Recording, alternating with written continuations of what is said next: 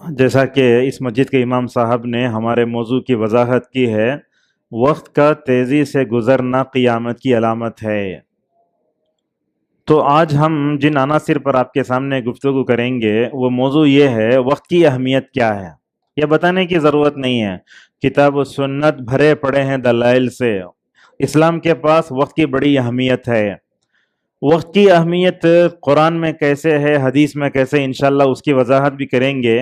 اور ایک حدیث میں نے آپ کے سامنے اس کا ترجمہ کروں گا آگے میں، کہ وقت کے تیزی سے گزرنے کو رسول اکرم صلی اللہ علیہ وسلم نے قیامت کی علامتوں سے بتایا ہے۔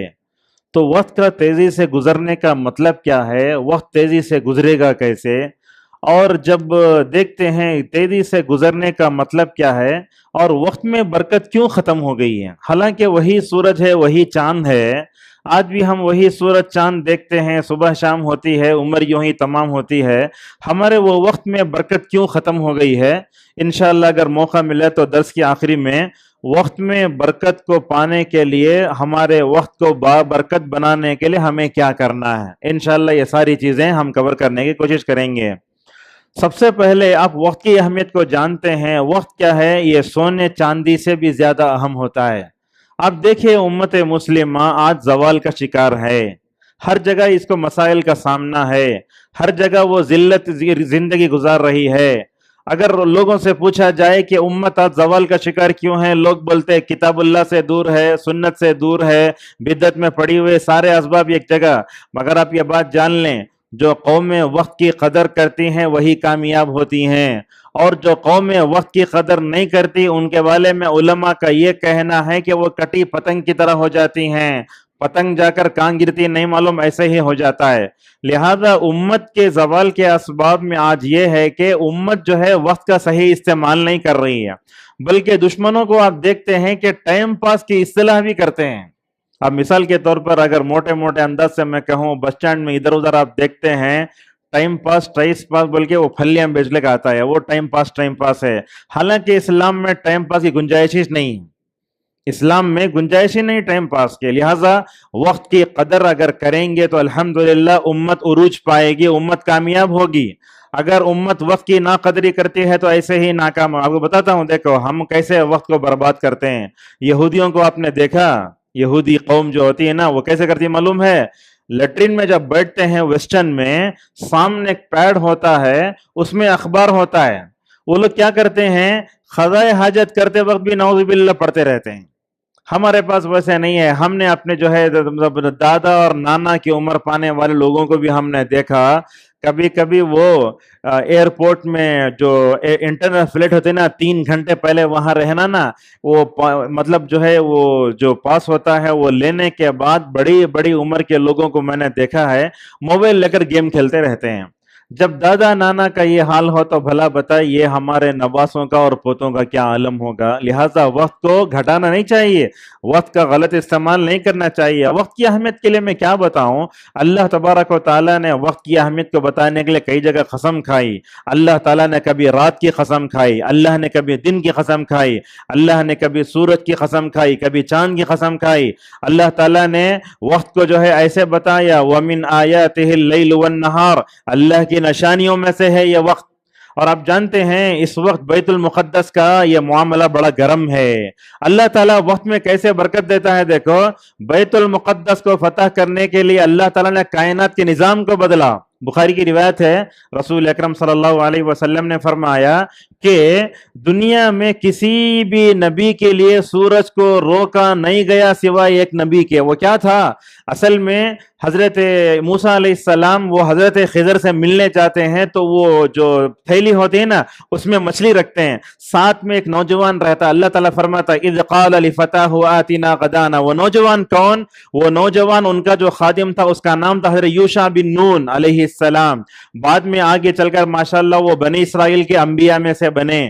تو اللہ تبارک و تعالیٰ نے یوشع بن نون کی قیادت میں بنی اسرائیل سے کہا جاؤ ارض مقدسہ میں داخل ہو جاؤ، داخل ہونے کے بعد بیت المقدس کو فتح کرو۔ یوشع بن نون علیہ السلام بیت المقدس جو ہے کیا بنی اسرائیل کے جو ہے قافلے کو لے کر بیت المقدس میں داخل ہوتے، عصر کا وقت ہو گیا ہے، اور عصر کے بعد اندھیرے میں جنگ تو نہیں ہوتی۔ دیکھو بیت المقدس کی کامیابی کے لیے، فتح کے لیے اللہ نے سورج کو حکم دیا، کہہ دیا گیا سورج اب تو غروب نہیں ہونا، اللہ نے سورج کو روکا، غروب نہیں ہوا، ایسے ہی سورج رکا، بیت المقدس کے فتح کا کام ہوا تو بعد میں روکا گیا۔ لہٰذا رسول صلی اللہ علیہ وسلم فرماتے ہیں سورج کو روکا گیا ایک نبی کے لیے، وہ نبی کا نام ہے یوشع بن نون علیہ السلام۔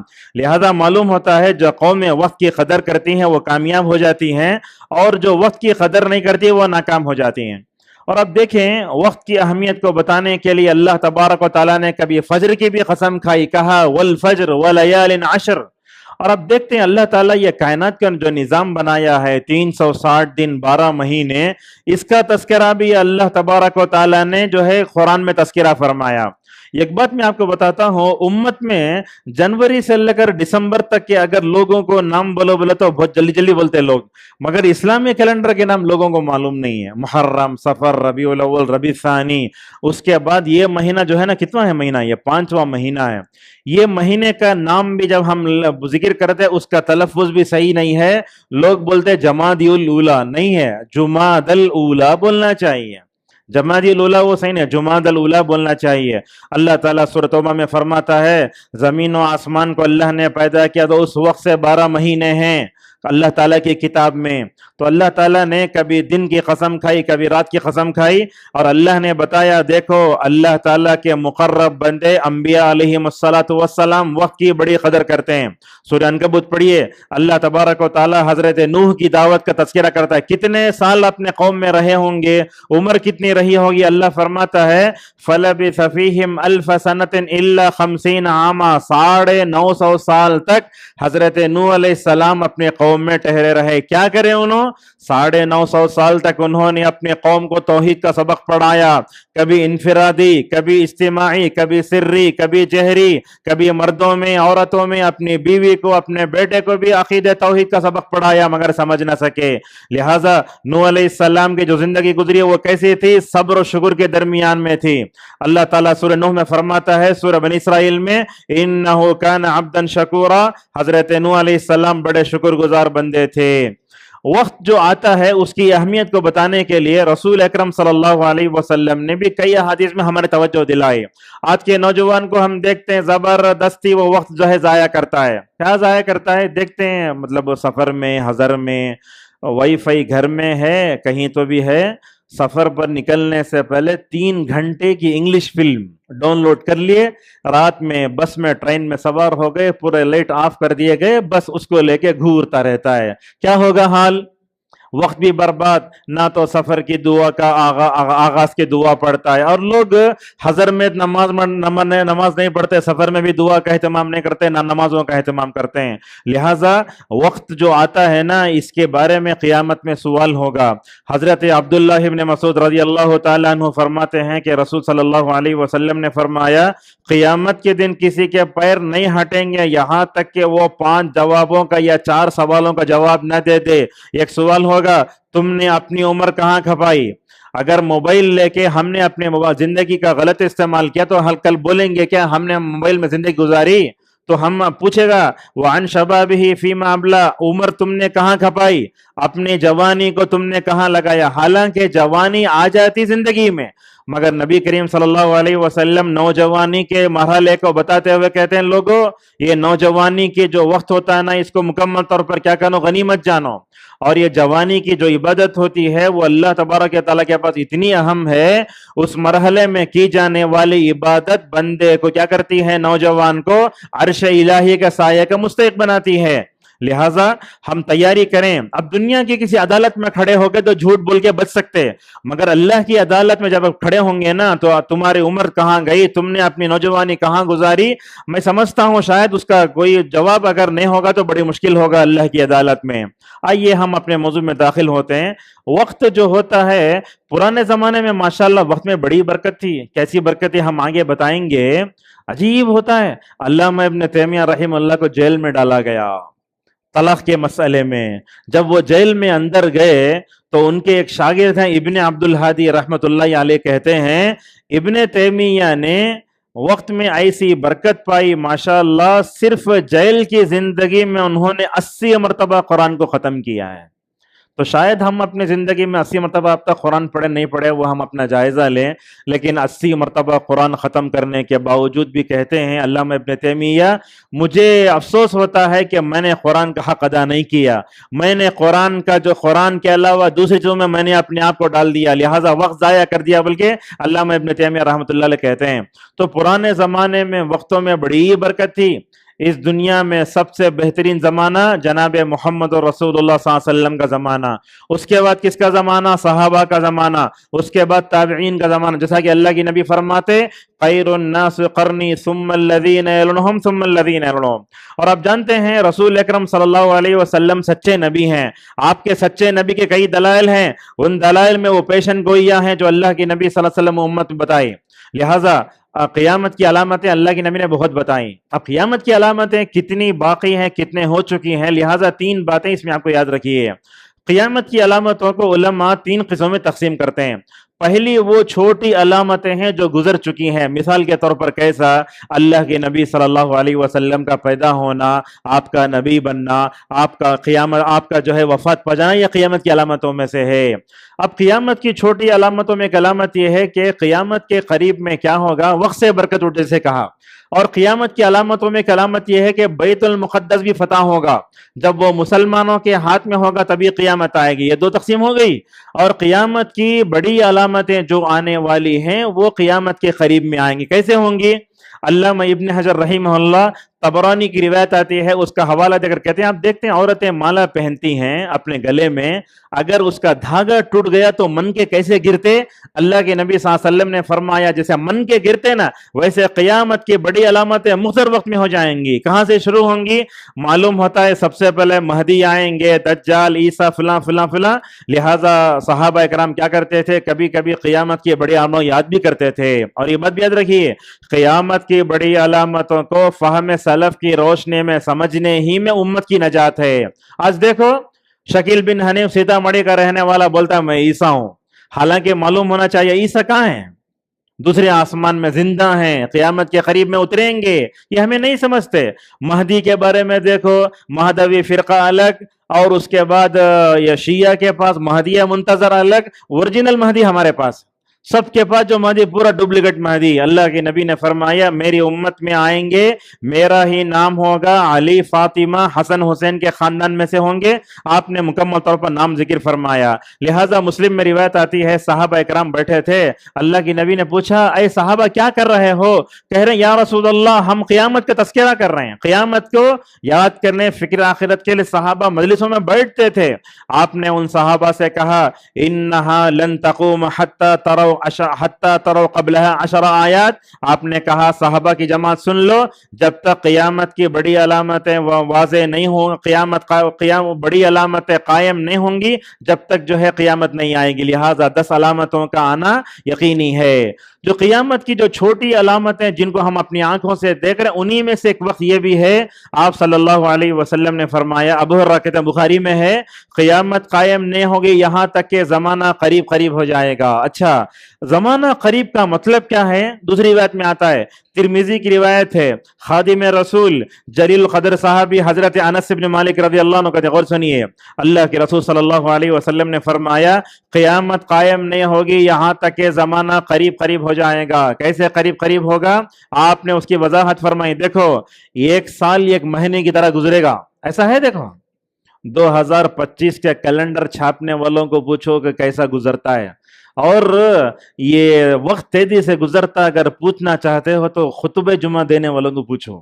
خطبہ دے کر نہیں ہوتا پھر جمعہ آ جاتا. اب رمضان کے لیے 100 دن ہیں، اب لوگ واٹس ایپ میں لکھ رہے ہیں 110 دن ہے، 100 دن ہے، 100 دن ہے. دیکھو ابھی رمضان گیا پھر رمضان آ گئے. اللہ اکبر. کیسا؟ تو اب اللہ کے نبی فرماتے ہیں ایک سال ایک مہینے کی طرح گزرے گا. اللہ اکبر. سال مہینے کی طرح گزرنا بولے تو مطلب کیا 360 دن 29 یا 30 دن کی طرح گزریں گے. اللہ اکبر. اور اسی طریقے سے اللہ کی نبی نے یہ بھی فرمایا مہینہ جمعے کی طرح گزرے گا. یہ دوسرا یہ. اور اس کے بعد آپ نے فرمایا جمعہ ایک دن کی طرح گزرے گا، اور ایک دن ایک گھنٹے کی طرح گزرے گا، اور ایک گھنٹہ ایک چیز کو اگر ہم جو ہے کسی آگ میں ڈالے تو سوکھی چیز کیسے جلتی ویسے جلے گی. اللہ کے نبی صلی اللہ علیہ وسلم نے اس کی وضاحت فرمائی. اب آئیے ہم دیکھتے ہیں یہ قیامت کے قریب میں وقت تیزی سے گزرے گا، اس کا مطلب کیا ہے؟ علماء نے کئی مطلب بتائے. علامہ خطابی رحمہ اللہ کہتے ہیں اللہ تبارک و تعالی لوگوں کی عمروں کو کم کر دے گا. آپ جانتے ہیں نوح علیہ السلام اپنی قوم میں 950 سال رہے تو کتنی عمر جی ہوں گے؟ ذرا اندازہ لگائیے آپ. پہلے کے لوگ لمبے لمبے بھی تھے. بخاری کی حدیث ہے اللہ کے نبی فرماتے ہیں میرے امت کے لوگوں کی عمریں 60 اور 70 کے درمیان میں ہیں، ان میں سے بہت کم ہیں جو اس سے آگے بڑھنے والے ہیں. ہمارے محدث ہیں محمد ناصر الدین البانی رحمہ اللہ، تقریباً 80 سال جی ہے، وہ حدیث کا کام کرتے بولتے تھے دیکھو یہ 60-70 سے بڑھنے والے بہت کم ہیں، ان میں سے میں بھی ایک ہوں. علامہ البانی اپنے بارے میں بتاتے تھے. لہٰذا اللہ کے نبی صلی اللہ علیہ وسلم فرماتے اس امت کی لوگوں کی عمریں 60 اور 70 کے درمیان میں ہیں. اچھا اب 70 سے اگر کوئی بڑھ گیا تو اسے اللہ کا شکر ادا کرنا چاہیے. بلکہ اس محفل میں جتنے لوگ 40 سال کو پہنچ چکے ہیں ان کو چاہیے کہ دعا بار بار پڑھتے رہیں. وہ دعا یہ ہے رب اوزعنی ان اشکر نعمتک التی انعمت علی وعلی والدی وان اعمل صالحا ترضاہ وادخلنی برحمتک فی عبادک الصالحین. اور ایک جگہ سورہ احقاف میں سورہ نمل میں آئی ہے. علامہ ابن کثیر رحمہ اللہ کہتے ہیں جس کی بھی عمر 40 سال ہو چکی ہے اس کو چاہیے کہ وہ یہ دعا بار بار پڑھتے رہے، بار بار پڑھتے رہے. لہٰذا مطلب عمروں کا کم ہونا آپ دیکھتے ہیں، لیکن عمر اللہ نے کم کر دیا 60 اور 70. مگر ماشاءاللہ اس امت کو رسول اللہ صلی اللہ علیہ وسلم نے ایسے ایسے اعمال بتائے، وہ اعمال کم وقت میں زیادہ ثواب پانے والے اعمال. کیسے؟ مثال کے طور پر اگر آپ بازار میں گئے تو بازار میں جانے کی ایک دعا ہے، اگر آپ وہ دعا پڑھے تو ماشاءاللہ آپ کو کیا کہے ایک کتنی 10 ملین نیکیاں ملتی ہیں، الف حسنہ. اس طریقے سے آپ دیکھتے ہیں بندہ اگر نماز فجر پڑھا وہیں بیٹھا رہا، سورج طلوع ہوا، چاش کی نماز پڑھا تو آپ نے فرمایا اسے حج عمرے کا ثواب ملے گا. اللہ اکبر. جمعہ کا ثواب دیکھتے ہیں آپ.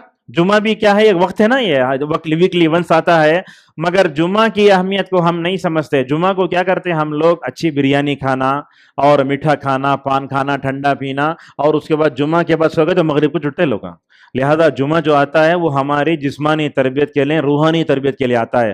جب بھی جمعہ کا خطبہ یہ حدیث بولتا ہوں، حضرت اوس ابن اوس ثقفی رضی اللہ عنہ کہتے ہیں کہ رسول اکرم صلی اللہ علیہ وسلم نے فرمایا جو بندہ جو غسل کرتا ہے، وضو کرتا ہے، گھر سے نکلتا ہے اور جمعہ کو آتا ہے، قریب میں آ کر بیٹھتا ہے. ایک سنت یہ بھی ہے جمعہ کے دن قریب میں آ کر امام صاحب کو دیکھ کر خطبہ سننا. یہ سنت ہم چھوڑ دی ہیں، لیٹ سے آتے ہیں، اگر آئے تو بھی کنارے بیٹھ جاتے لوگ. یہ سب منافقین کی علامتیں ہیں. یہ جتنا آپ جمعہ میں آگے آتے اللہ تعالیٰ جنت میں اتنا آگے بھیجتا آپ کو. یہ روایت ہے ابن مسعود رضی اللہ عنہ کی، اللہ میں حدیث کو صحیح قرار دیے ہیں. لہٰذا آپ نے فرمایا آگے بیٹھا، کسی کو تکلیف نہیں ہے، نماز پڑھا، تو آپ فرماتے ہیں جمعہ کے دن مسجد کی طرف اٹھتے ہر قدم پر ماشاءاللہ 1 سال تہجد پڑھنے کا ثواب ہے.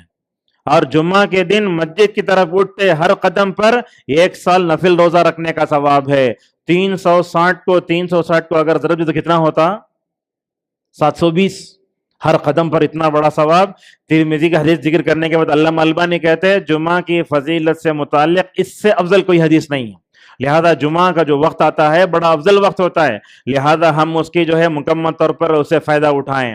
اور اسی طریقے سے یہ وقت کے تیزی سے گزر جانے کا مطلب بتاتے ہیں، یہ بتاتے ہیں کہ وقت میں برکت ختم ہو جاتی ہے. اور لوگ کیا کرتے ہیں وقت میں برکت ختم ہونا بولے تو اس کا مطلب یہ ہے کہ لوگ بے فائدہ کام زیادہ کریں گے، فساد زیادہ ہوگا، شر زیادہ ہوگا، خیر کم ہو جائے گا. آپ ایک سال میں ہم اپنا جائزہ لیں، ایک سال تک ہم جو مثال کے طور پر محرم سے لے کر ذی الحجہ تک جو ہم کرتے ہیں اپنی زندگی میں 360 دنوں میں سمجھتا ہوں ان اوقات میں اللہ کی اطاعت کم ہوتی ہے، نافرمانی زیادہ ہوتی ہے۔ لہٰذا جب بھی دن آتے نا اس بارے میں ہمیں مطلب کیا ہے سوچنا چاہیے کہ ہمارے زندگی میں خیر زیادہ ہو شر کم ہو۔ اور ایک بات آپ کو بتاتے ہیں، آج سے 700 سال پہلے، کتنے سال؟ 700 سال پہلے حدیث کی شرح لکھنے والے دو علماء ہیں، ایک کا نام ہے علامہ قرطبی اور ایک کا نام ہے علامہ ابن حجر، جنہوں نے بخاری کی شرح لکھی۔ ماشاءاللہ 23 سال تک بخاری کی شرح لکھی ہے انہوں۔ یہ دو علماء جب قیامت کی علامتوں کو بیان کرتے کرتے حدیث تشریح کرتے ہوئے کہتے ہیں کہ اللہ کے نبی نے فرمایا قیامت کے قریب میں وقت تیزی سے گزرے گا، آج سے 700 سال پہلے حدیث کی تشریح کرنے والے کہتے ہیں ہم نے اس قیامت کی علامت کو اپنے زمانے میں ہم نے دیکھا، آج سے 700 سال پہلے وقت سے برکت کو اٹھتے ہوئے دیکھا۔ علماء بتاتے اب کون سے سال میں ہیں ہم؟ ہجری کے 1440 پر 700 سال گزر گئے۔ اگر آج کے زمانے میں وہ علماء اگر ہوتے تو کیا بولتے، ذرا تصور کر کے دیکھیے، بات بہت اہم ہے۔ لہٰذا وقت کی تیزی سے جو گزرتی ہے نا اس کو ہمیں تاڑ لینا چاہیے، ایسے نہیں چھوڑنا چاہیے۔ رسول اکرم صلی اللہ علیہ وسلم کے صحیح مسلم میں حدیث سے آپ نے فرمایا احرص علی ما ينفعک استعن باللہ ولا تعجز، لوگو اللہ سے مدد مانگو، ہار کر مت بیٹھو، جو بھی چیز تمہیں دنیا اور آخرت میں فائدہ دیتی ہے اس کو مکمل طور پر حاصل کرو۔ آج دیکھتے ہیں ہمارے بچوں کے پاس نوجوان طبقہ ہے، اس کے پاس ڈگری بھی ہے، ویکنسی بھی ہے، لیکن جاب نہیں مل رہا ہے۔ کیا سبب ہے؟ ڈگری ہے، ویکنسی بھی ہے، کام نہیں مل رہا ہے، خالی گھوم رہا ہے، آوارہ گردی کر رہا ہے، گنڈوں کے ساتھ ان کے گھوم رہا ہے۔ کیا سبب ہے اس کا؟ سبب آپ بتا سکتے ہیں؟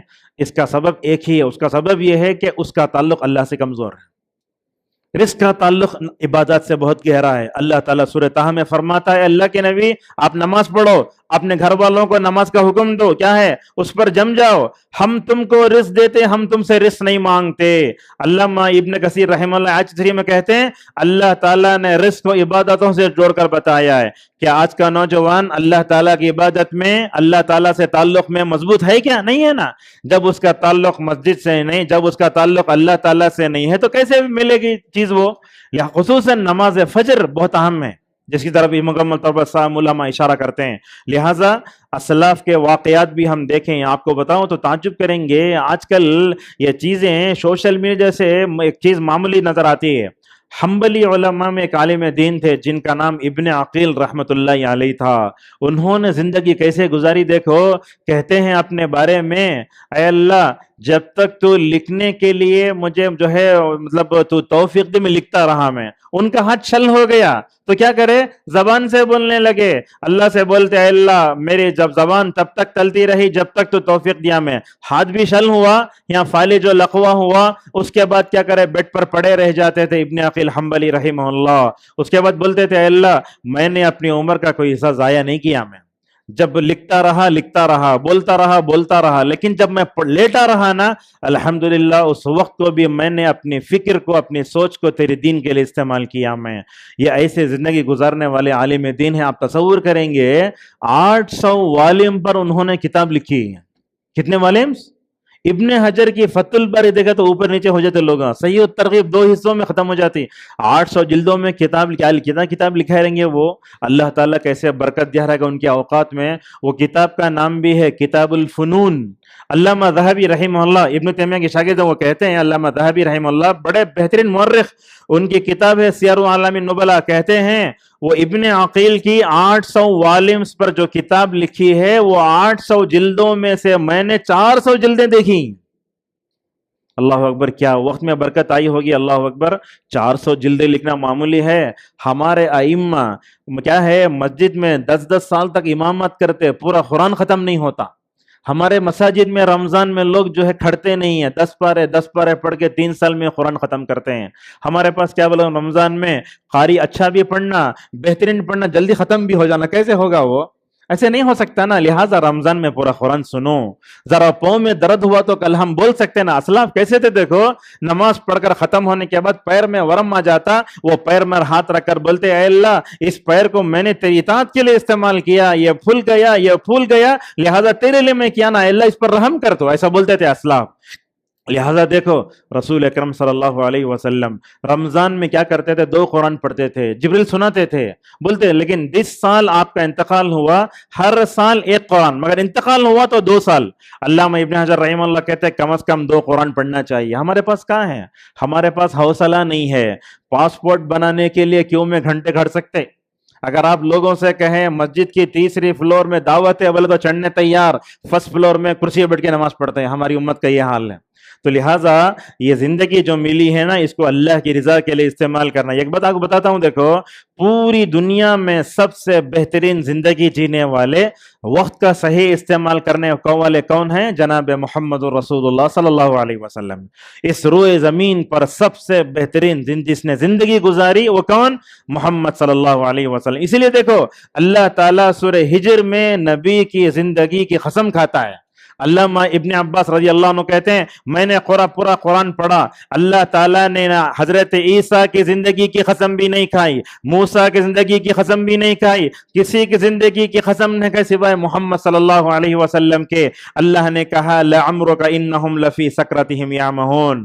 اور اب دیکھتے ہیں کیسے کیسے, میں نے آپ ابن تیمیہ کی آپ نے سامنے مثال دی, جیل کی زندگی میں ماشاءاللہ 80 مرتبہ قرآن پڑھے, اور علم کو پھیلانے کا وہ جنون تھا ابن تیمیہ میں, وہ جیل کی دیواروں کو پورا لکھ کر بھرا دیا تھا ماشاءاللہ.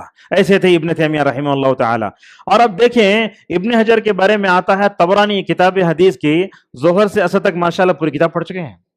ابھی صالح اسیمی کے بارے میں ہم نے سنا, ابو داؤد, ترمذی, نسائی, ابن ماجہ, ماشاءاللہ 1 مہینے میں پوری کتاب پڑھ لی. کیسے تھے؟ ہمارے بچوں کا وقت کیسے گزرتا ہے. دیکھو آدمی جب چھوٹا ہوتا ہے نا, بڑا ہونا بولے تو بچپن ہی سے کچھ علامتیں ہوتی ہیں اس کی. علامہ ابن تیمیہ رحمہ اللہ معلوم جانتے ہیں نا, بہترین, ان کے بغیر تو سلفیت ناقص ہے. ویسے عالم دین تھے وہ, جب چھوٹے تھے تو ان کے گھر والوں نے شاید ان کو بلایا تھا, آپ ذرا تقریب میں آئیے. ہمارے پاس بھی ہوتا نا, دعوت میں تیار ہو کر آنے جانے کے لیے کتنا ہم وقت نعوذ باللہ صرف کرتے ہیں. بنگلور کی ایک شخصیت ہیں شیخ نور الحسن مدنی, ماشاءاللہ اگر ان کو چھوڑے تو علماء کو پڑھا دیتے ہو نا. کیسے بہترین معلوم, کبھی بھی کسی پروگرام میں نہیں جاتے, پروگرام میں جاتے نہیں, کوسے پوسٹر میں نام بھی آتا نہیں. ان کا کام تو ایسا ہے طلبہ کو پڑھانا. کلیت الحدیث بنگلور میں ہے, پڑھانے والے طلبہ بولتے روح روا کلیت الحدیث کے, گھنٹی ختم ہونے سے 5 منٹ پہلے آ کر باہر کھڑے رہتے ہیں ماشاءاللہ. تو ایسے تو کیا ہے, ایسے علماء جب زندگی میں مطلب وقت لگاتے ہیں تو الحمدللہ مکمل طور پر لوگوں کو فائدہ بھی ہوتا ہے. دیکھو ابن القیم رحم اللہ کے بارے میں آتا ہے, وقت کیسے دیکھو, وہ نکل کر بیت الخلاء کو جاتے رہتے. بیت الخلاء کو جاتے وقت کوئی وقت کو صحیح استعمال کرنے کے بارے میں سوچے گا, انہوں لوگوں کو بولتے لوگوں بیت الخلاء کو جا رہا ہوں میں, بیت الخلاء کے دروازے تک جانے کے لیے وقت ویسٹ ہوتا نا, اس کو بھی میں صحیح استعمال کروں گا. آج کہاں ہے ہمارے پاس وقت کو ضائع کرنے والے. وقت میں برکت جو آتی ہے نا, یہ صبح کے وقت میں بڑی برکت ہے. ہمارے پاس شہروں میں دیکھیے, خصوصاً حیدرآباد وغیرہ کا جو علاقہ ہے, یہاں لوگ 11 بجے سے پہلے اٹھتے نہیں ہیں, 12 بجے ناشتہ ہوتا ہے. اب عمر آباد میں دیکھیے ہم رہتے ہیں, وہاں صبح 7:30 بجے ناشتہ ہوتا ہے ہمارا, دوپہر میں کھانا 12 بجے ہوتا ہے, رات کا کھانا 7:30 بجے ہوتا ہے. عمر آباد میں 9:30 بجے اندھیرا ہو جاتا ہے, سب سو جاتے ہیں. اب صبح 4:30 بجے پورے اٹھ جاتے ہیں. ہمارے پاس کیا ہے زندگی. غیر مسلموں کو دیکھو, بومن کے ہوٹل ناشتے کے لیے کھلتے 3:30 بجے, ہمارے پاس چار مینار کے پاس دکانیں کھلتے ہیں رات میں, دن میں 1 بجے, رات میں 10 تک. یہ وقت کو ایسا ضائع کریں گے, کھانے پینے کا جو وقت ہے. اور دعوتوں میں وقت کتنا برباد ہوتا ہے. اللہ کے نبی صلی اللہ علیہ وسلم نے اپنے بیوی زینب کا ولیمہ فرمایا. صحابہ کھانا کھانے کے بعد لمبا بیٹھ گئے تو فرمایا, اے صحابہ اکرام کی جماعت, تم نبی کے گھر میں جا کر ولیمے کی دعوت کھا کر لمبا بیٹھ گئے نا, اس چیز نے نبی کو تکلیف دی, لہٰذا نبی تو تم کو یہ بول نہیں سکتا کہ تم اٹھ کر چلے جاؤ. لہٰذا اللہ تعالیٰ تم کو بتاتا ہے کہ جیسے ہی کھانا ختم ہوا بغیر گفتگو کرے بغیر باہر آ جانا. میرے والد مرحوم کی اللہ مغفرت فرمائے, ہم دیکھتے تھے کسی دعوت میں نہیں جاتے تھے, صرف جاتے مسجد میں نکاح ہوتا, جہاں نکاح ہوتا سیدھے وہاں سے واپس آ جاتے. ایسے ہمارے پاس ولیمے کی دعوت کے بارے میں جتنا اوقات ہوتے ہیں, ولیمے سے پہلے گفتگو, ولیمے کے بعد گفتگو, اور رات میں 2:30 بجے نوشو کھانا کھاتا ہے, کیا ہوگا. اور جس دن شادی ہوتی اس دن تو دوسرے دن نماز فجر میں نوش و نظر نہیں آتا. یہ بات صحیح ہے. اب دیکھو حنزلہ رضی اللہ عنہ کو نئی شادی ہوئی, اللہ کے نبی صلی اللہ علیہ وسلم نے غزوہ احد میں نکلنے کا اعلان فرمایا. انہوں کیا کرے, نئی نویلی دلہن تھی, نماز فجر پڑھے, واپس آئی اپنے گھر کو, اپنی بیوی سے ضرورت پوری کرے. اللہ کے نبی کا حکم تھا نکل جاؤ, نکلے. ان کو میدان جنگ میں جانے سے پہلے نہانے کا موقع بھی نہیں ملا. اللہ اکبر. کیا کیا اللہ تعالیٰ نے, اس بندے کی لاج رکھی, آسمان سے فرشتے آئے, ان کو غسل دیے. اللہ کے نبی صلی اللہ علیہ وسلم نے ان کی بیوی کو بلا کر پوچھا کیا بات ہے یہ, تو کہنے لگے انہوں نے میرے سے ضرورت پوری کی تھی, غسل کرنے کا موقع نہیں ملا, ایسے ہی نکل گئے تھے. ایسے تھے ہمارے اسلاف, ایسے تھے ہمارے جو ہے صحابہ, دولہ بنتے بھی تھے, الحمدللہ اپنے وقت کا صحیح استغلال کرتے تھے. اب آئیے, وقت بھی کم ہے, وقت میں برکت کیوں ختم ہو جاتی وہ آپ کو بتاتے ہیں. سب سے پہلے بات یاد رکھیے, جب بندہ اللہ کی نافرمانی کرتا ہے اللہ تعالیٰ وقت سے برکت چھین لیتا ہے. یہ سب سے پوائنٹ ہی ہے. وقت میں برکت کیوں نہیں, اللہ کی نافرمانی. رات پوری ہمارا نوجوان فلم دیکھتا, صبح سویرے انہیں کیا سمجھتا, میں نہا کے کپڑے پہن لے کے ٹوپی پہن لے کے جا کے اللہ کے سامنے میں دعا کر کے نماز فجر پڑھ لوں گا سوچتا, مگر رات بھر چونکہ اللہ کی نافرمانی ہوئی, اللہ تعالیٰ اس پر شیطان کو مسلط کرتا ہے, نماز فجر سے محروم کر دیتا ہے. اور ایک ایسے وقت میں جب اللہ تعالیٰ دنیاوی آسمان پر آتا ہے اور آ کر سوال کرتا ہے کوئی مغفرت کا طلب کرنے والا, ہے کوئی میرے سے پوچھنے والا, ہے کوئی میرے سے فریاد رسی کرنے والا, میں اس کے دامن کو بھر دوں, میں اس کو بخش دوں. ایسے وقت میں ہمارے پاس موبائل ہو تو, ایسے وقت میں نعوذ باللہ اللہ کی نافرمانی ہو رہا تو کیا کریں گے ہم. لہٰذا اللہ کی نافرمانی کی وجہ سے کیا ہوتا ہے, زندگی میں برکت کا خاتمہ ہو جاتا ہے. دوسری چیز, وقت میں برکت ختم ہونے کے اسباب میں گناہوں کا اپنا اثر. اب دیکھو فاطمہ رضی اللہ عنہ کو آپ جانتے ہیں, رسول اکرم صلی اللہ علیہ وسلم کی چہیتی بیٹی. کیا تھی, انتقال کے وقت فاطمہ کی عمر صرف 22 سال کی ہے. ہمارے پاس لڑکی کی شاہ ہوتی 25 سال میں. اللہ اکبر. وہ 22 سال کی عمر میں اللہ تعالیٰ نے کیا کیا اعزازات سے نہیں نوازا, کیا کیا عزتیں نہیں کی. اللہ کے نبی صلی اللہ علیہ وسلم نے فاطمہ سے کہا, اے فاطمہ کیا تم اس بات سے راضی نہیں ہو کہ تم جنتی عورتوں کی سردار بن جاؤ. اللہ اکبر. اتنا بڑا اعزاز, 22 سال کی عمر میں اتنا بڑا اعزاز. اللہ کے نبی فرماتے, حضرت فاطمہ سے پیدا ہونے والے 2 بچے, ایک کا نام حسن دوسرے کا نام حسین رضی اللہ عنہما, کتنی عمر میں شہید کر دیے گئے. اللہ کے نبی فرماتے, فاطمہ یہ تمہارے دونوں بیٹے جنت میں نوجوانوں کے سردار ہیں. اللہ کی طاعت میں عمر لگتی ہے تو اللہ کیا کرتا ہے, مختصر وقت میں کام لے لیتا ہے. میں کئی آپ کی مثالیں دیکھ سکتا ہوں آپ کے سامنے. بڑے بڑے علماء, سعید ابن معاذ رضی اللہ عنہ شاید 30 سال کی عمر میں اسلام لائے, وہ 6 سال کی عمر میں انتقال کر گئے. بڑے بڑے علماء کو دیکھو, علامہ نووی کو دیکھو, کیسے کیسے تھے, نوجوانی میں چلے گئے, مگر ماشاءاللہ جو خدمت کر کے گئے الحمدللہ آج تک دنیا ان کو یاد رکھتی ہے. اللہ کی نافرمانی سب سے پہلا. دوسرا ہے گناہوں کا اثر وقت میں برکت کے خاتمے کے اسباب میں. تیسرا ہے بری دوستی. آدمی جب اللہ کی اطاعت کرنے والوں کے ساتھ بیٹھتا ہے تو اللہ وقت میں برکت دیتا ہے. آپ دیکھو صحابہ اکرام کو نبی کی صحبت میں رہتے تھے تو اللہ کے نبی صلی اللہ علیہ وسلم کی مجلسوں کی برکت, اللہ کی اطاعت کرنے کی وجہ سے ماشاءاللہ صحابہ کے دنوں میں برکتیں آئیں. میں آپ کو بتاتا ہوں, دیکھو اہل حدیثوں میں ایک چیز ہم دیکھتے ہیں, اگر بخاری کا حوالہ دے کر بولے تو بھی لوگ حدیث نمبر مانگتے ہیں. حدیث اگر کوئی بولے تو آپ سمجھ جانا صحیح ہے. بلکہ اب ایک عمل آپ کے سامنے رکھنے جا رہا ہوں, اس کو اچھے انداز سے سنیے. ہمیں کتنے دن میں قرآن پڑھ لیتے اپنے زندگی میں؟ رمضان گیا اس کے بعد کون قرآن مکمل پڑھے دیکھیں گے؟ یہ 1-2 کے علاوہ کوئی نہیں ہے. اب رمضان پھر آئے گا نا, اس وقت دھول جمع کی جائے گی, دھول خجٹ جائے گی. نہیں پڑھتے, ایک صفحہ پڑھتے, 2500 میسج دیکھنے کے لیے ہمارے پاس کیا ہے, وقت ہے. قرآن کا ایک صفحہ نہیں پڑھ پاتے. کیسے تھے حضرت عثمان رضی اللہ عنہ, جانتے نا اللہ کے نبی صلی اللہ علیہ وسلم کے تیسرے داماد, اللہ کے نبی نے ان کی جو ہے شادی کرائی تھی اپنے 2 بیٹیوں سے, ایک رقیہ اور دوسرے ام کلثوم رضی اللہ عنہما. ان کے بارے میں امین شنقیطی, ابن حجر, صنعانی اور علامہ البانی کئی علماء نے صحیح سند کے بیان کیا ہے. ذی الحجہ کے دن چل رہے تھے. کون سے دن؟ ذی الحجہ کے بڑے بابرکت دن. ان دنوں میں اللہ کے پاس عمل صالح جہاد سے بھی افضل ہو جاتا ہے. ان دنوں میں حضرت عثمان رضی اللہ عنہ, غور سے سنیے ایک ایک لفظ, کعبۃ اللہ میں حجر اسود کے پاس کھڑے ہو کر 21 رکعت میں پورا قرآن پڑھے ہیں. اب یہ سنے تو لوگ کیا سمجھتے ہیں, شبینہ کے لیے استدلال کرتے ہیں. ذرا سنیے اب ابن حضرت عثمان رضی اللہ عنہ نے کیوں ایک رکعت میں پورا قرآن پڑھا؟ اللہ کے نبی فرماتے 7 دن میں پڑھنا، 3 دن میں پڑھنا۔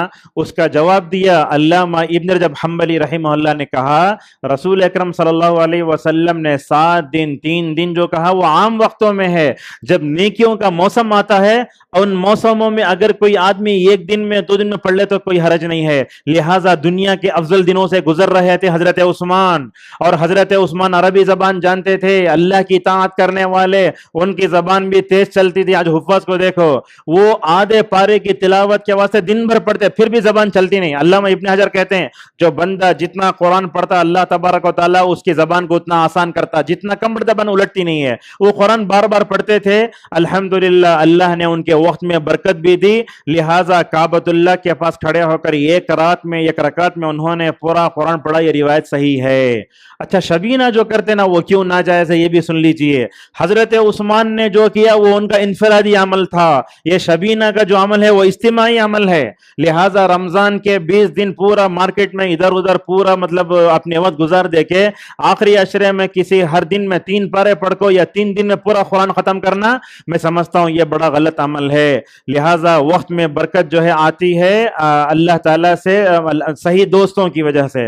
آپ دیکھیں اللہ تبارک و تعالیٰ نے سورہ مدثر میں یہ کہا جنتیوں اور جہنمیوں کا مکالمہ ہے، اس مکالمہ میں ایک بات یہ ذکر کی، کہا ہم کیوں آئے جہنم میں، تو جہنمی بولتے وَكُنَّا نَخُوضُ مَعَ الْخَائِضِينَ، ہم بےہودہ باتیں کرنے والوں کے ساتھ ہم بھی بےہودی کرتے تھے۔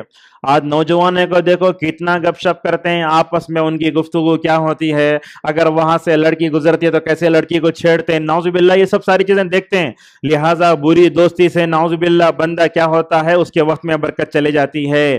چوتھا سبب تنہائی کے گناہ۔ اللہ رحم فرمائے، سوشل میڈیا کی وجہ سے ہمارے بچے 18 سال میں جو چیز جاننا وہ 1 سال میں جان لے رہے ہیں۔ بچوں کو بتاتے ہیں کھاتے وقت، افسوس ہوتا ہے، میں یا خواتین بھی ہے بولنے مجھے شرم آتی ہے، ماں کے پیٹ سے بچہ کیسے باہر آتا ہے وہ فوٹو 3 سال کی عمر میں بچہ دیکھتا ہے، کیا اثر ہوگا؟ نعوذ باللہ من ذالک۔ اور ہم اپنے بچوں کو چیزیں دے لیتے ہیں ان سے چھٹکارا پانے کے واسطے، شادی سے پہلے الگ الگ روم، وائی فائی، تباہی کا آلہ۔ تو کیا سوشل میڈیا کو صحیح استعمال نہیں کر سکتے؟ کیا اس سے قرآن نہیں سن سکتے، بیان نہیں سن سکتے، چیزیں کر سکتے ہیں؟ لہٰذا ہم دیکھتے ہیں تنہائی کے گناہ بہت ہو رہے ہیں۔ حضرت ثوبان رضی اللہ عنہ کو نبی کریم صلی اللہ علیہ وسلم نے فرمایا اے ثوبان، قیامت کے دن کچھ لوگ آئیں گے جن کے پاس تہامہ جیسے پہاڑ کی نیکیاں ہوں گی، اللہ تعالیٰ ان کی نیکیوں کو پھونک کے اڑا دے گا۔ بولے یا رسول اللہ کون اپنی امت کے کون ہے؟ آپ نے فرمایا ہماری امت کے لوگ۔ ہاں میری امت کے لوگ۔ کیسے؟ آپ نے فرمایا لوگوں کے سامنے نیک بنیں گے مگر تنہائی میں جانیں گے تو اللہ تعالیٰ کی حرام کردہ چیزوں کو پامال بھی کر لیں گے۔ ہم لوگوں کے سامنے بڑے نیک بنتے ہیں مگر تنہائی میں نیک بننا یہ اصل ہے۔ لوگوں کے سامنے گناہ سے بچنا اصل نہیں ہے، تنہائی میں بیٹھ کر گناہ سے بچنا بہت اصل ہے۔ اسی طریقے سے وقت میں برکت ختم ہونے کے اسباب میں مقصد زندگی سے لا تعلقی ہے۔ ہم سوچتے ہمارے بچے چھوٹے ہیں نا، انہوں بڑے ہو کو اس کے بعد نوجوان ہو کو انہوں شادیاں ہوتی، ان کی کوئی گارنٹی ہے کیا؟ اللہ تعالیٰ ہر ایک کی عمر کو چھپا دیا ہے۔ کبھی کبھی تو ابھی ایسا نوشت مر جاتا، کبھی ایسے بھی ہوتا دلہن جو ہے کرسی پر بیٹھی ایسے مر گئی، کیسے زندگی دیکھتے ہیں۔ لہٰذا مقصد زندگی سے لا تعلقی اور لا یعنی چیزوں میں پڑ جانا، سوشل میڈیا کی وجہ سے لا یعنی اتنی چیزیں ہمارے پاس آ گئی۔ اللہ فرماتا ہے رحمان کے بندے کون ہوتے ہیں؟ وَإِذَا مَرُّوا بِاللَّغْوِ مَرُّوا كِرَامًا، جب وہ بیکار چیزوں سے گزر جاتے ہیں تو کیا ہو جاتے ہیں؟ شرافت سے گزر جاتے ہیں۔ اور ایک جگہ اللہ سورہ مومن فرماتا ہے وَالَّذِينَ هُمْ عَنِ اللَّغْوِ مُعْرِضُونَ، مومن کیسے ہوتے ہیں؟ آخرت میں کامیاب ہونے والے بیکار چیزوں سے دور رہتے ہیں۔ بیکار چیز کسے بولتے ہیں؟ ایک مثال دیتا ہوں آپ کو۔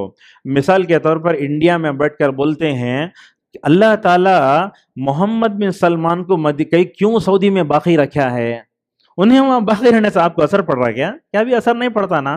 یہ کیوں ایسا ہو گیا ہے؟ اب نئے نئے رولس آ رہے ہیں وہ دیکھ کر لوگوں کو ہضم نہیں ہوتا، کیوں ایسا ہو گیا ہے؟ ایسا کیوں نہیں ہوتا؟ کانگریس کے کیوں نہیں آتی؟ انہیں کیوں آ جاتا؟ وہ کیوں آ جاتا؟ وہ سب بیکار چیزیں ہیں نا۔ بولتے دیکھو ایسی گفتگو جس کا دین میں دنیا میں آخرت میں فائدہ نہ ہو، ایسی چیز کو لا یعنی چیزیں کہتے ہیں۔ کیا بولتے ہیں علامہ شوکانی رحمہ اللہ؟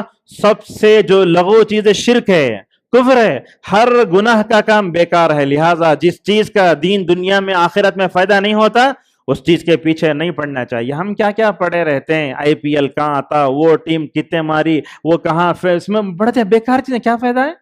اگر کوئی آدمی 6 بال میں 6 6 مارا تو ہمیں کوئی فائدہ ہونے والا ہے کیا؟ ہماری نوجوان نسل کو ہم دیکھتے ہیں بیکار جہاں پڑے رہتے ہیں یہ فائدہ کرنے. اگر آپ ان سے پوچھو رسول اللہ صلی اللہ علیہ وسلم کے بیٹے کتنے نہیں بول سکتے. دیکھو امیتابھ بچن وہ چلاتا ہے کروڑ کون بنے گا کروڑ پتی, اس میں جو ہے 4 آپشن دیتا ہے, تمہارا نبی کا نام کیا ہے. اللہ اکبر, پورے سوشل میڈیا کے سامنے ایک مسلمان آیا, اسے اپنے نبی کا نام نہیں بولنا سکا, انہیں بولتا ہے موسیٰ عیسیٰ موسیٰ عیسیٰ. حالانکہ کافر کو پوچھ دو بولیں گے کہ اس امت کے نبی کا نام محمد صلی اللہ علیہ وسلم. یہ حال ہے امت کا. +2 میں پڑھنے والے بچوں کو پوچھو نبی کا نام بتاؤ, نبی رسول بولتا, محمد احمد بولنے سے نہیں آتا. حالانکہ یہ سب ساری چیزیں جانتے ہیں. لہٰذا لغو چیزوں سے خود بچو, اپنی بیویوں کو بچاؤ, اپنے بچوں کو بچاؤ, یہ چیز ہے. اور اسی طریقے سے دیکھتے ہیں وقت میں برکت اٹھنے کے اسباب میں صلہ رحمی سے دور بھاگنا. صلہ رحمی تو آج ہمارے پاس ہے ہی نہیں ہے. جب سے یہ فون آیا ہے صلہ رحمی ختم ہو گئی ہے. اللہ کے نبی فرماتے لوگوں اگر تم جو ہے مطلب پل صراط پر سے آسانی سے گزرنا چاہو تو یاد رکھو یہی رشتہ داری تم کو پل صراط پر سے آسانی سے گزارے گی. اور جو آدمی رشتہ داری کو کاٹے گا, اس کے حقوق کو ادا نہیں کرے گا, ایسا آدمی نعوذ باللہ کبھی جو ہے وہ پل صراط پر سے آسانی سے گزر نہ پائے گا. اللہ کے نبی فرماتے اگر تم اپنے زندگی میں برکت چاہتے ہو تو صلہ رحمی کرو. صلہ رحمی کرنے کے 2 کیٹیگری ہیں. سب سے ہلکا یہ کیٹیگری یہ ہے کہ آپ اپنے رشتہ داروں کو سلام کر کے اپنے ہونٹوں کو گیلا کر لو. مثال طور پر آپ گزرے, دائیں طرف خالہ کا گھر ہے, سلام کر لے تو کیا ہو گیا, کوئی حرج نہیں ہے. اور صلہ رحمی کا سب سے اونچا درجہ ہے وہ کیا کرنا, وہ ان کے ساتھ مالی تعاون کرنا. اور اسلام نے صلہ رحمی کے لیے ایک بات یہ بتائی, مسلمان غیر مسلمان سلفی حنفی کچھ بھی نہیں دیکھا, اس میں ہر ایک کے ساتھ ماشاءاللہ اچھا سلوک کرنے کا حکم دیا. اللہ تعالیٰ فرماتا ہے سورہ لقمان میں تمہارے والدین اگرچہ کافر بھی ہیں ان سے اچھا سلوک کرو. تو صلہ رحمی خطا رحمی کرنے سے اور وقت میں برکت اٹھنے کے اسباب میں ناشکری بھی ہے. کتنے لوگ ایسے ہیں زندگی میں 5 لاکھ روپے دیکھ کو رہتے, لوگوں کے سامنے بولتے آج تک 5,000 روپے دیکھے اجنی میں. اللہ ویسے کرلتا اسے. حضرت ام سلمہ رضی اللہ عنہ مال کو جمع کر کے رکھتی ہیں. اللہ کے نہیں بولتے ام سلمہ گن کر مت رکھو, اللہ تعالیٰ اگر تم تنگ کرو گے تو اللہ تعالیٰ دینے میں تنگ کر دے گا. لہٰذا اسی لیے دنیا میں کس کو دیکھنا, اپنے سے نیچے کو دیکھنا, دنیا دین میں اپنے سے اوپر کو دیکھنا. ہم اڈانی بھی امبانی کو اگر دیکھ لے گھر تو ہم کیسے اللہ تعالیٰ کی مطلب نعمتوں پر شکر ادا کریں گے. دیکھو اللہ تعالیٰ کی نعمت پر کیسے شکر ادا کیا جاتا ہے. ترمذی کی روایت ہے رسول اکرم صلی اللہ علیہ وسلم جب بستر پر جاتے اللہ کا شکر ادا کرتے. یہ شکر, اس لفظ میں شکر کیسے ٹپکتا ہے. دیکھو الحمدللہ الذی اطعمنا وسقانا وآوانا, 3 ہیں. اے اللہ تیرا شکر ہے, تمام تعریفیں اس اللہ کے لیے جس نے مجھے کھلایا, تمام تعریفیں اس اللہ کے لیے جس نے مجھے پلایا. اور دیکھو گھر کی اس نعمت کا شکر ادا کر, تمام تعریفیں اس اللہ کا جس نے ہمیں ٹھکانہ دیا. کبھی گھر کی اس نعمت پر ہمیں اللہ کا شکر ادا کیا کیا؟ کبھی بس اسٹینڈ میں بیٹھتے ہیں, کبھی کہیں فٹ پاتھ پر لوگ بیٹھ کر سوتے ہیں, ان چیزوں کو دیکھ کر ہمیں اللہ تعالیٰ کا شکر ادا. اللہ فرماتا ہے لئن شکرتم لازیدنکم ولئن کفرتم من عذاب لشدید. اگر تم شکر ادا کرو گے میں تم کو زیادہ دوں گا, اگر تم ناشکری کرو گے تو کیا ہوگا, میرا عذاب بہت سخت ہے. لہٰذا اللہ تعالیٰ کی جو بھی نعمت پہ شکر ادا کرو. ایک بات یہ آپ سمجھیں کیا ہے بات, ہمارے اسلاف کے پاس نعمتیں کم تھی, جذبہ شکر زیادہ تھا. ہمارے پاس کیا ہے, نعمتیں زیادہ ہیں, جذبہ شکر کم ہے. ہمارے پاس کھانے پینے سر کے تالو سے لے کر پیر کے تلوے تک اللہ تعالیٰ نے نعمتوں میں ڈبو کے رکھا ہے. جب ماں باپ اپنے بچوں کے سامنے نعمتوں کی ناشکری کرتے ہیں تو ہوتا کیا, بچوں میں ناشکری آتی ہے. اب دیکھو ابراہیم علیہ السلام شکر گزار بندے نا, دلیل ہے شاکر لانعمہ. ابراہیم علیہ السلام کی بیوی بھی شکر گزار, ابراہیم کے بیٹے حضرت اسماعیل بھی شکر گزار. یہاں دیکھیں ٹرننگ پوائنٹ. مگر ان کے گھر میں ایک ناشکری بہو آتی ہے, شکر کرنے والے پوری فیملی, مگر ایک بہو جو آتی ہے وہ ناشکری آتی ہے. ابراہیم علیہ السلام باہر کھڑے ہو کر کہتے ہیں اے عورت یاد رکھو, بولو ایک نوجوان آیا تھا, سلام بول کے گھر کی دہلیز بدلو. گھر کی دہلیز کے بدلنے کا مطلب وہ ناشکری بیوی کو طلاق دے کر دوسری شادی کرنا تھا. اور بیٹے سے بڑھ کر باپ کا اشارہ کون سمجھ سکتا ہے؟ حضرت ابراہیم نماز فجر بیٹھ کر مسند احمد کی روایت کے مطابق براق پر بیٹھ کر شام سے مکہ آتے تھے، آ کر پوچھے بہو تمہارے پاس کیا ہے؟ بولی الحمدللہ۔ اللہ اکبر، حضرت ابراہیم کے دل کتنی خوشی ہوئی ہوگی، میں بھی شکر گزار، میری بیوی بھی شکر گزار، میرا بیٹا بھی شکر گزار۔ جب اس عورت نے کہا کہ ہمارے پاس گوشت بھی ہے، پانی بھی ہے، بولا الحمدللہ۔ لہذا کیا معلوم ہوتا ہے، اگر ہم یہ چاہتے ہیں کہ ہماری زندگی میں برکت ہو، ہمارے گھر میں آنے والی بہو شکر گزار ہونا چاہیے، ہمارے گھروں میں آنے والا داماد شکر گزار ہونا۔ اگر بہو اور داماد ناشکرے آ گئے، نعوذ باللہ، وقت میں برکت کا ختم ہوا۔ اور ایک بات بھی آپ جانتے ہیں، ہمارے زندگیوں میں بے برکتی کے اسباب میں قرآن کا نہ پڑھنا بھی ہے۔ سلیمان روحیلی حفظہ اللہ کہتے ہیں جو لوگ قرآن پڑھتے ہیں ان کی زندگی میں برکت آتی ہے، جو لوگ قرآن نہیں پڑھتے اللہ تعالیٰ وقت سے برکت چھین لیتا ہے۔ اب سوچتے ہوں گے وقت میں برکت کا کیا مطلب ہے؟ ابن عثیمین رحمہ اللہ نے کہا وقت میں برکت کا مطلب یہ ہے کہ آپ کم وقت میں زیادہ کام کر لیتے ہیں۔ یہ میری تقریر کا سب سے اہم پوائنٹ ہے۔ وقت میں برکت کا سبب کیا ہے؟ آپ کم وقت میں زیادہ کام کر لیتے ہیں، یہ وقت میں برکت ہے۔ مثال کے طور پر آپ دیکھیں سعود الشریم حفظہ اللہ کو، ماشاءاللہ سورہ کہف میں کتنی آیتیں، ماشاءاللہ 15-18 منٹ میں سورہ کہف پوری پڑھ لیتے ہیں۔ کیسی برکت ہے زندگی میں؟ لہٰذا وقت میں برکت میں اسباب کے لیے کیا کرنا چاہیے انشاءاللہ ہم آپ کے سامنے بتاتے ہیں۔ سب سے پہلے اگر ہم وقت میں برکت چاہتے ہیں، زندگی میں برکت چاہتے ہیں، اللہ تعالیٰ کی اطاعت کرو۔ جو بندہ اللہ کی اطاعت کرتا ہے دنیا اور آخرت میں کامیاب ہو جاتا ہے۔ اگر ہم اپنی زندگی میں برکت چاہتے ہیں تو رسول اللہ صلی اللہ علیہ وسلم کی سنت کو فالو کرنا ہوگا۔ امام اہل سنت والجماعہ امام احمد کیا کہتے ہیں؟ دیکھو میں نے اپنے زندگی میں جو بھی حدیث سنا اس پر عمل کرنے کی میں نے کوشش کی۔ سمجھتے نا کپنگ، سمجھتے نا پچنا لگانے کی ضرورت نہیں تھی۔ ایک بلایا حجام بولے تو اس زمانے میں پچنا لگانے والے کو بولتے، پچنا لگانے کے بعد کیا کیے، اس کو 1 دینار دیے، بولے ماشاءاللہ ایک حدیث پر عمل ہو گیا۔ جو بھی حدیث سنتے اس پر عمل ہو جاتا، مگر بولتے رسول اللہ صلی اللہ علیہ وسلم کے ایک حدیث پر مجھے عمل کرنے کا موقع نہیں ملا، وہ کون سی حدیث ذرا سن لیجئے۔ بتاتے ہیں علماء، سعودی عرب کے مشہور عالم دین عبدالسلام شویر حفظہ اللہ کہتے ہیں امام محمد ایک حدیث پر عمل نہ کر سکے، وہ ام سلمہ کی حدیث، وہ کیا بولے تو جانور پر بیٹھ کر رسول اللہ صلی اللہ علیہ وسلم نے کعبۃ اللہ کا طواف فرمایا تھا، وہ امام احمد سے نہ ہو سکا۔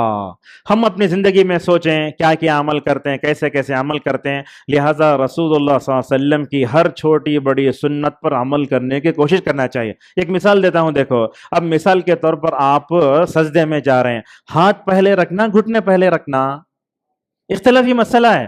علامہ ابن تیمیہ رحمہ اللہ تو دونوں صحیح ہیں، اب اس میں جھگڑے کی ضرورت نہیں ہے۔ اب کیا ہے حنابلہ کے پاس وہ آپ کیا کرو، 1 ہفتہ پہلے ہاتھ رکھو، 1 ہفتہ جو گھٹنے رکھو، عمل ختم ہو گیا۔ میں یہ دونوں کیوں صحیح بولے تو بعض اس کو سمجھ جائیں گے راہ دل بول گو، یہ غلط ہے وہ غلط ہے، دلائل دونوں برابر ہیں، سب صحیح ہیں۔ کیا مطلب ہے؟ اگر آپ موٹے آدمی کو بولو ہاتھ پہلے رکھو تو رکھ پائے گا؟ وہ نہیں رکھ پائے گا۔ اسی لیے گھٹنے کو پہلے رکھنا بھی، اسی لیے دیکھیں گے یاسر الدوسری وغیرہ جب نماز پڑھاتے تو حنابلہ کے پاس گھٹنے پہلے رکھنا، اس لیے وہ گھٹنے پہلے رکھتے ہیں، اہل حدیث ہاتھ پہلے رکھتے ہیں۔ اور اس طریقے دیکھیں اذانوں میں بھی آپ دیکھیں اہل حدیث مسجدوں میں جو اقامت ہوتی ہے وہ بھی صحیح ہے، احناف کی مسجدوں میں جو اقامت ہوتی وہ بھی صحیح ہے۔ علامہ ابن تیمیہ رحمہ اللہ کہتے ہیں اذان کی طرح جو اقامت ہے کبھی اس پر بھی عمل ہونا چاہیے۔ عمر آباد میں الحمدللہ ہم مسجد میں دیکھتے کبھی کبھی طلبہ کیا کرتے ہیں اذان جیسی دے ویسی اقامت بولتے، وہ صحیح ہے۔ اور علامہ ابن تیمیہ کہتے ہیں وہ اذان کی طرح جو اقامت ہوتی ہے اس کو چھوڑ دینا اور اس کو کراہت کی نگاہوں سے دیکھنا یہ سنت کی توہین ہے۔ لہٰذا کبھی کبھی اہل حدیث مسجدوں میں اذان کی طرح اقامت دینا چاہیے، حرج نہیں ہے، مگر یہ بات ہے احناف کی مسجد میں اہل حدیث مسجدوں کی اقامت کی طرح ہو جائے تو یہ بہت اچھا ہے۔ مجھے خود معلوم ہے شاید 2016 کی بات تھی، میں بنگلور میں 10 سال رہا تو گھر کے بازو ایک مسجد ہے، مسجد عبداللہ ابن مسعود رضی اللہ عنہ، نماز مغرب میں اذان دینے کا موقع ملا۔ اس کے بعد دیکھیں مولانا صاحب کوئی بھی نہیں ہے وہاں۔ اب وہ نماز پڑھانے والے ایسے حنفی امام ہیں جن کے پورے بیٹے اہل حدیث ہیں، پورے بہو اہل حدیث ہیں، دور دور تک کوئی بھی نہیں، وہ اکیلے حنفی ہیں، اور ان کی بیوی بھی ماشاءاللہ اہل حدیث مسجد میں جمعہ کو سننے کے لیے، پورے بھاؤ پورے نواسے پوتے ماشاءاللہ پورے اہل سنت والجماعہ میں، انہوں اکیلے حنفی ہیں۔ اب میں کھڑا ہوں، میرے بازو میرے استاد عبدالصمد عمری حفظہ اللہ بھی زندہ ہیں، تو اقامت بولنے کا موقع ہے تو میں کیا کیا، اقامت کلمہ ایک مرتبہ بولا میں، بولے تو حرج کیا تھا، لیکن احناف میں ضد ذرا زیادہ ہوتی نا، انہوں کیا کرے، نہیں وہ تمہارے مسلک کی اقامت بولے میں نماز نہیں پڑھاتا میں. اب کھڑے ہو گئے پورے ہنگامہ. اب میں دوبارہ دوہرا بھی نہیں سکتا. میرے بازو عبدالصمد عمری حفظہ اللہ کھڑے تھے.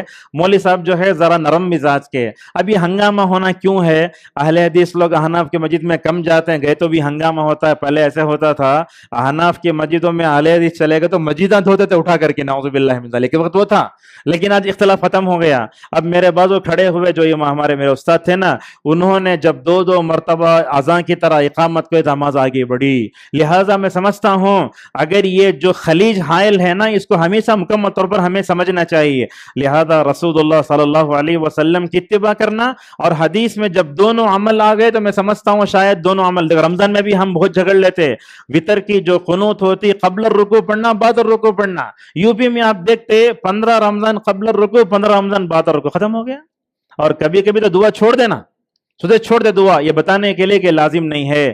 لہٰذا اللہ کی اطاعت کرنے سے، رسول اللہ کی اطاعت کرنے سے وقت میں برکت. صحابہ کرام کو دیکھو ماشاءاللہ قدم قدم پر رسول اللہ کی اطاعت کرتے وقت میں برکت آ گئی. تیسری چیز توحید پرست زندگی میں اللہ بڑی برکت دیتا ہے. کیسے برکت دیتا؟ دیکھو محمد ابن عبد الوہاب رحمہ اللہ کا نام سنا ہوگا نا آپ نے. آج سعودی عرب میں جو بھی توحید ہے وہ شیخ کی دعوت کا نتیجہ ہے. حالانکہ اس وقت میں دنیا میں الگ الگ لوگ جو ہے دعوت کا مطلب دعوت لے کر اٹھے، مگر محمد ابن عبد الوہاب رحمہ اللہ کے جو عقیدہ تھا نا، وہ ان کی جو ہے دعوت کا پورا منہج ماشاءاللہ نبیوں کا تھا، محمد رسول اللہ صلی اللہ علیہ وسلم کا تھا. دیکھو آج سے 200 سال پہلے اٹھے، سلطنت عثمانیہ نے تو پوری قبروں کو پختہ بنا کے نعوذ باللہ انڈا کی طرح بنا دیا تھا، سب کو گرایا، توحید پرست بنایا بادشاہوں کو. آج آل سعود میں جو بھی توحید ہے ماشاءاللہ وہ عقید توحید کی برکت ہی ہے. آپ دیکھو ان کی زندگی میں اللہ نے ایسے برکت دی، پورے سعودی عرب کو ماشاءاللہ قبر پرستی سے، مزار پرستی سے ایسا ماشاءاللہ بنایا. آج پورے جزیرۃ العرب میں آپ دیکھنے چلے جاؤ، کہیں قبر آپ کو ایک بالش اوپر نہیں ملتی، کہیں بھی نہیں ہے. نہ مندر ہے نہ کچھ ہے. دبئی میں مندر ہے مگر سعودی عرب میں کہیں بھی الحمدللہ دیکھیں گے توحید پرست. لہذا جو توحید پرست ہوتا ہے الحمدللہ اس نہیں میں اللہ برکت دیتا ہے. اور قرآن سے پڑھنے میں برکت کیسا ہے یہ بات سن لیجئے. علامہ قرطبی رحمۃ اللہ علیہ کہتے ہیں دیکھو جو آدمی 40 دن میں قرآن نہیں پڑھا انہیں غافل ہے. دن میں 7 دن میں قرآن ختم کرنا. قرآن میں کتنی منزلیں ہیں؟ پوری 7 منزلیں. یہ صحابہ کرام بنائے سوئی ہے. ہر دن جو ہے تقریباً فمی بشوقین بولتے اسے. سورہ فاتحہ سے ناس تک صاحب پڑھتے تھے، بلکہ صاحب بولتے یا رسول اللہ پڑھتوں میں. وہ عمر ابن عاص تھے شاید، انہوں اتنا قرآن پڑھتے تھے بوڑھے ہو گئے تو نظر نہیں آتا، بولتے تھے کاش رسول اللہ کے نسب عمل کتنا اچھا ہو جاتا. لہٰذا قرآن پڑھاؤ. اور اب دیکھو علماء کی زندگی میں کیا برکت ہوتی ہے، حفاظ زندگی میں کیا برکت ہوتی ہے، یہ قرآن پڑھنے پڑھانے سے ہوتی ہے. لہٰذا آپ لوگوں کو خود اور میں سب سے پہلے اپنے نفس کو نصیحت کرتا ہوں صبح اٹھتے ہی قرآن پڑھنے کا معمول بنا لو. ایک صفحہ ہی کیوں نہ صحیح، اس کے بعد آپ دیکھو آپ کی زندگی میں برکت کیسے آتی ہے، اللہ تعالیٰ کیسے مکمل طور پر جو ہے آپ کی زندگی میں برکت دیتا ہے. اور اسی طریقے سے نمازوں کی پابندی یہ بھی وقت میں برکت کا باعث ہے. رشتہ داروں کے حقوق کو ادا کرنا، اسلاف کی زندگیوں کے نقش قدم پر چلنا. ایک حدیث آتی ہے اللہ کے نبی فرماتے ہیں وہ آدمی بڑا اچھا ہے جس کو اللہ تعالیٰ نے خیر کی چابی بنا دیا ہے اور جو ہے شر کا لاک بنا دیا ہے.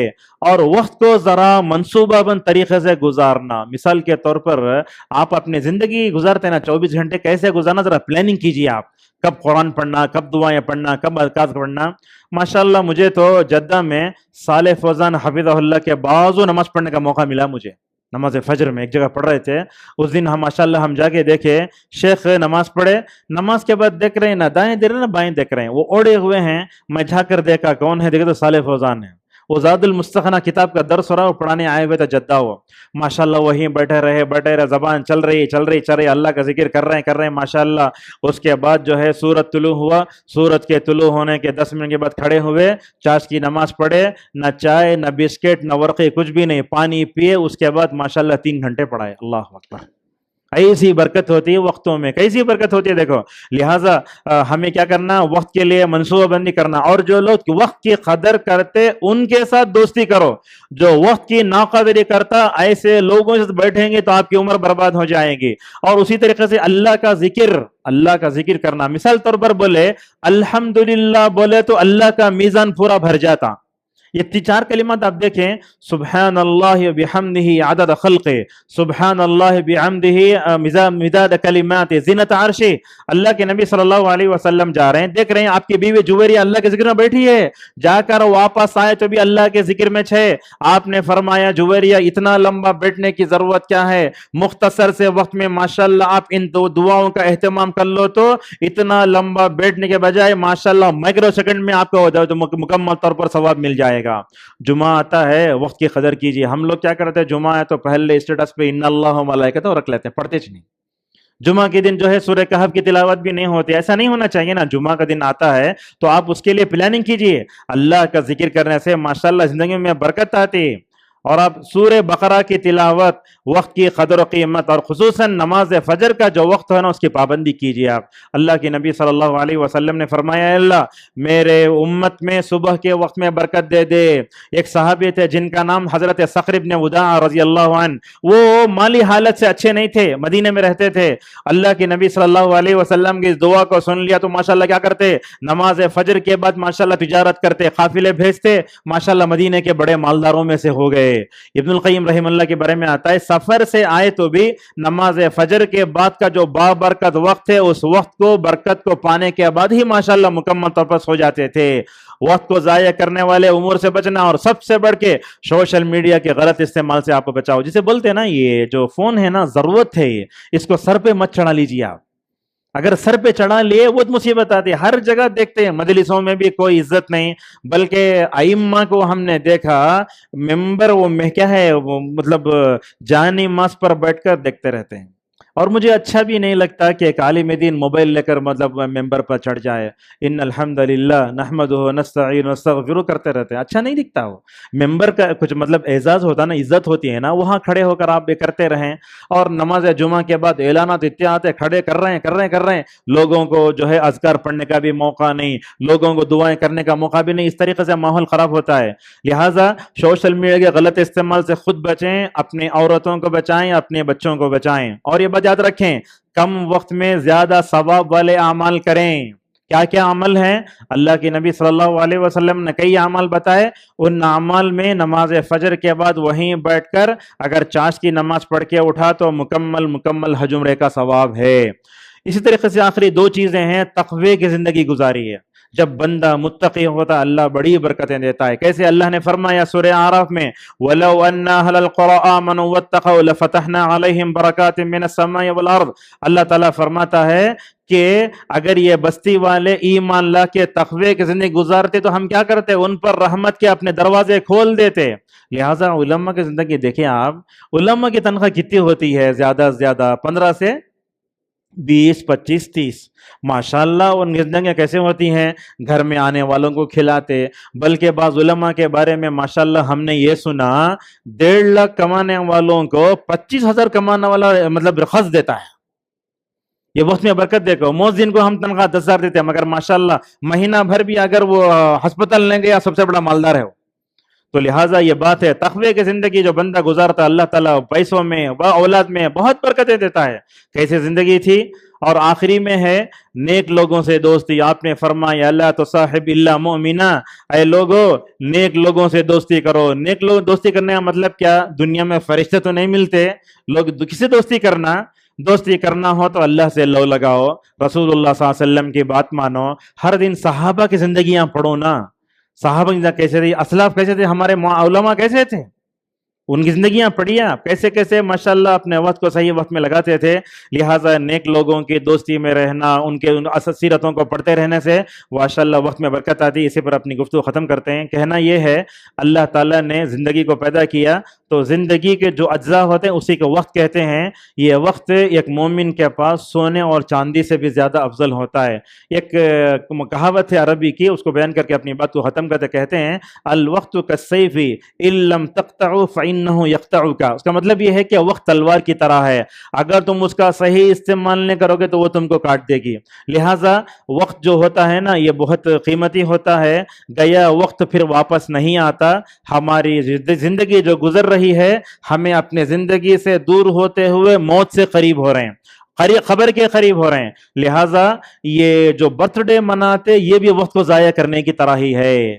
یہ برتھ ڈے 25 دسمبر سے آیا اور ہمارے ویسٹرن کلچر میں اور عیسائی مشنریوں میں پڑھنے والوں میں بہت آیا، اس وجہ سے بھی کیا ہوتا ہم برتھ ڈے منا کے خوش ہوتے ہیں، حالانکہ سمجھنا چاہیے کہ ہمارے زندگی کا ایک حصہ ختم ہو چکا ہے، لہٰذا قیامت میں جا کر یہ کہنا اے اللہ دنیا میں دوبارہ لوٹا ہم عمل کر کے آئیں گے، ہو نہیں گئے۔ یہ بات یاد ہے، علی رضی اللہ عنہ کہتے ہیں آج عمل ہے حساب نہیں، کل حساب ہے عمل ہے، لہٰذا اللہ کی اطاعت میں زندگی گزارو، اللہ کو راضی کرنے والے عمل کرو، اور جب بھی سجدہ کرتے نہ تصور کرو یہ میرے زندگی کا آخری سجدہ ہے، یہ ہر نماز کو آخری نماز سمجھ کر پڑھو۔ یہی تو تھا خبیب رضی اللہ عنہ کا، جب پھانسی دینے کا وقت آیا تو پوچھے خبیب کیا چاہیے؟ بولے نماز پڑھنا چاہتا ہوں، بیوی سے ملنا، بچوں سے بات کرنا، کچھ خواہش نہیں۔ اللہ تعالیٰ سے تعلق اتنا مضبوط تھا، اور جانے سے پہلے جہاں جہاں بال آتے پورا بلیٹ سے نکل لے، چونکہ اللہ کے پاس جانا ہے، اللہ سے ملاقات کرنا ہے۔ اس کے بعد کیا کریے؟ 2 رکعت نماز پڑھے، جلدی جلدی نماز پڑھے، جلدی جلدی نماز پڑھ کے سلام پھیرے، سلام پھیرنے کے بعد دشمن سے بولے خبیب نماز پڑھ لی؟ ہاں۔ بولے دشمنوں کو بولے دل تو چاہ رہا تھا کہ زندگی کی آخری نماز تھی لمبی کروں میں، مگر میں نے اس کو مختصر اس لیے کیا کہ تم یہ کہنے نہ لگ جاؤ کہ خبیب موت کے ڈر سے نماز لمبی پڑھ رہا ہے۔ اللہ اکبر، ایسے تھے ہمارے اسلاف۔ لہذا اگر ہم یہ چاہتے ہیں ہمارے وقت میں برکت آئے، وہ کام کرنا ہوگا جس کا اللہ نے حکم دیا ہے، رسول اللہ نے حکم دیا ہے۔ اسلاف کی زندگیاں دیکھ کر ہمیں بھی ان سے عبرت لینا چاہیے۔ اللہ تبارک و تعالیٰ سے ہماری دعا ہے اللہ تعالیٰ ہم سب کو وقت کی قدر کرنے کی توفیق عطا فرمائے۔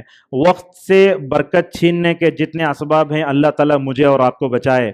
وقت میں برکت کے جتنے اسباب میں نے بیان کیے سب سے پہلے مجھے اور آپ تمام لوگوں کو عمل کرنے توفیق عطا فرمائے۔ میں مسجد عقیدین کے ذمہ داروں کا اور آپ تمام سامعین اور سامعین کا شکریہ ادا کرتا ہوں کہ اتنا لمبا وقت بیٹھ کر آپ نے ہماری باتیں سنی ہیں۔ اللہ تعالیٰ ہم سب کو جیسا یہاں جمع فرمایا ہے جنت الفردوس میں جمع عطا فرمائے۔ اللہ تعالیٰ ہم سب کو علمی مجالس میں، ربانی علماء کے مجلسوں میں بیٹھ کر علم حاصل کرنے، اس کے مطابق عمل کرنے کی ہم سب کو توفیق عطا فرمائے۔ اللہ تعالیٰ ہماری حفاظت فرمائے، ہمارے نسلوں کی حفاظت فرمائے۔ اللہ تعالیٰ توحید و سنت پر باقی رکھے۔ اللہ تعالیٰ ہم سب کو ہر طرح کے بدعت و خرافات، ہر طرح کی فتنوں سے ہماری حفاظت فرمائے۔ اللہ تعالیٰ زندوں کی فتنوں سے ہماری حفاظت فرمائے، مردوں کی فتنوں سے ہماری حفاظت فرمائے۔ اللہ تعالیٰ ہمیں کلمے والی موت نصیب فرمائے۔ اللہ تعالیٰ ہم سب کو اپنے زندگیوں میں نمازوں کی پابندی کرنے، فرائض کی، تطوعات کی اور سنن نوافل کی پابندی توفیق عطا فرمائے۔ وآخر دعوانا الحمد للہ رب العالمین، والسلام علیکم ورحمۃ اللہ وبرکاتہ۔